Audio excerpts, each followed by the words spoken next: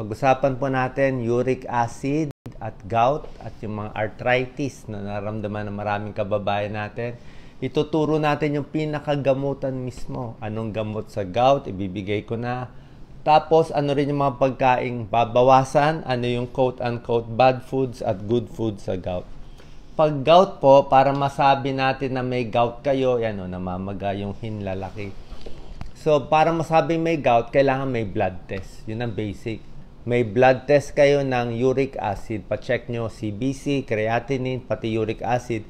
Pag mataas ang uric acid nyo, let's say very high, tapos may namamaga.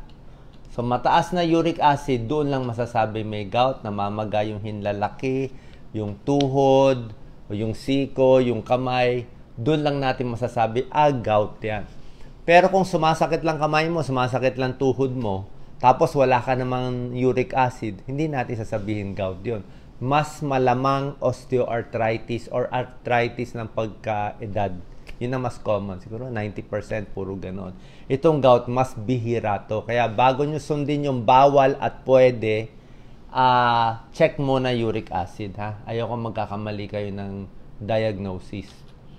Diba? So, pag nakitang mataas ang uric acid at may gout talaga kayo, ito yung mga babawasan. Number 1, organ meat. Mataas to sa purine. Mga laman loob. Okay, mga atay, bopis, diba? Puso, bituka. Yan ang pinakamataas. Mabilis umatake yung gout pag kumain ito. Red meat, lalo na sa karne, sa beef, sa baka. So, yung beef, mataas din ang purine niya. Purine nagiging uric acid. Pero, mas mababa siya kumpara sa laman loob. Pero, mas mataas pa rin siya. So, pag beef, konting bawas lang sa beef. More chicken, more pork ang pwede sa inyo. Okay, mas mataas siya. White bread naman, ang problema kasi sa white bread at white rice, pwede tumaas yung blood sugar. Pwede kayong magka-diabetes kung masyado marami. Pag nagka-diabetes, hindi rin maganda sa gout. Okay? Mas dadalas din yung atake sa gout kung may dagdag na diabetes ka. Katulad ng matatamis, sama na natin mga donuts, soft drinks, mga juice na matatamis. Puro asukal, puro cake. Kung puro matatamis, prone ka rin sa diabetes. Hindi rin maganda ang diabetes pag kasama ang gout. Alak, ito talaga nagpapataas ng uric acid. Pag uminom tayo ng beer, ayan, 6.5% tataas yung uric acid. Kahit yung mga non-alcoholic beverage, yung yeast ang nagpapataas. 4% tataas uric acid mo. Kaya yung iba na may gout, kumain ng laman loob, pulutan, sinabayan ng alak, mamaya atake na. Sobra na sakit yung paa, sobra na sakit yung tuhod, hindi na makalakad. Kasi napuno na ng uric acid crystals sa pagkain. Ito ang problema natin sa gout. Mga seafoods generally mataas sa purine at uric acid. Pwede naman kumain pero lilimitahan. Ang pwede lang siguro konting hipon, crab siguro, oyster konti, isda, salmon konti. Pero yung basically konti lang. Kasi pag maraming seafoods, nakakataas din ng uric acid. So, paano gagawin natin? Kailangan natin yung seafoods, di ba? Kailangan natin yung omega-3 fatty acids, fish oil. Pwede mag-fish oil supplement. Pwede magdagdag kayo ng fish oil supplement para makakuha ng omega-3 fatty acids at konting isda na lang ang kakainin. Mas bawas. So, ito yung mga bawal na sinabi ko sa inyo. Hindi naman talaga bawal. Babawasan. Matatamis, beer, alcohol, laman loob. Diba sinabi ko sa inyo, beef, laman loob, tsaka mga seafoods. Yan ang 4 na worst foods for gout. Yung mga mabubuti naman, ituturo ko sa inyo. Actually, ito na po yung parang Bible. Nakalista na lahat to. Ito, very high. Iwas, bawas. Moderate, pwede kumain. Tamang dami. Ito, okay, kahit maraming kainin mo. So, ang mga matataas talaga, laman loob, sardines, beef, bacon, turkey, mataas alcohol. Moderate, pwede na chicken, shrimp. Ito, mga beans, munggo, beans, pwede po. Ito, moderate siya. Hindi bawal. Hindi bawal ang munggo sa gouty arthritis. Sa ordinary arthritis, pwede ang munggo.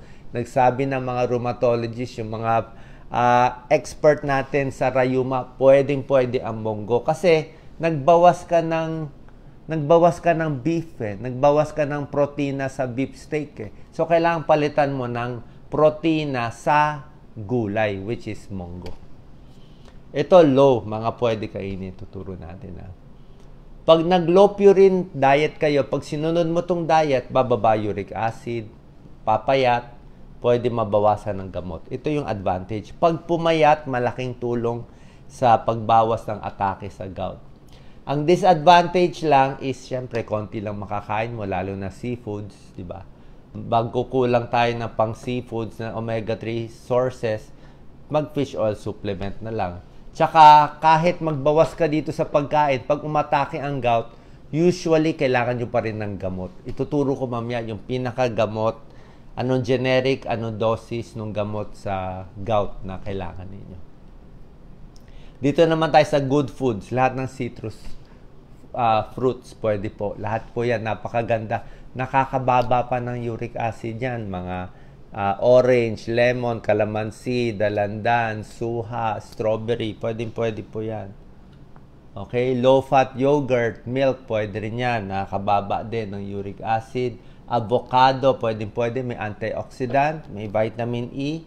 Basta gulay, prutas, maganda. Ito, cherry, mahal sa atin Pero meron siyang anthocyanin. Ang ganda ng kulay. Iwas sa pamamaga.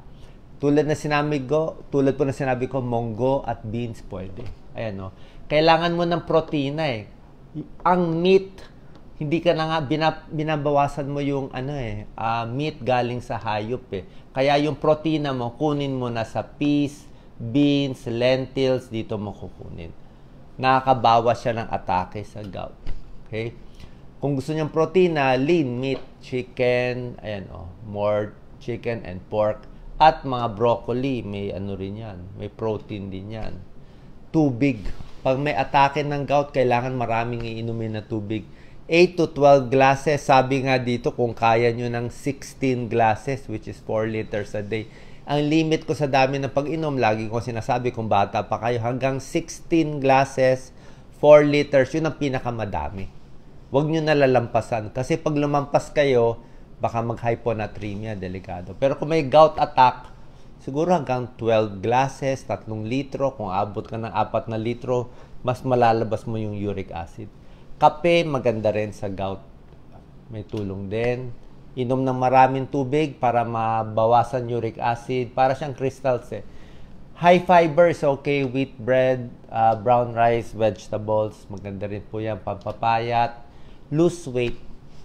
Basta nagpapayat tayo, less atake sa gout. Bababa din yung uric acid nyo.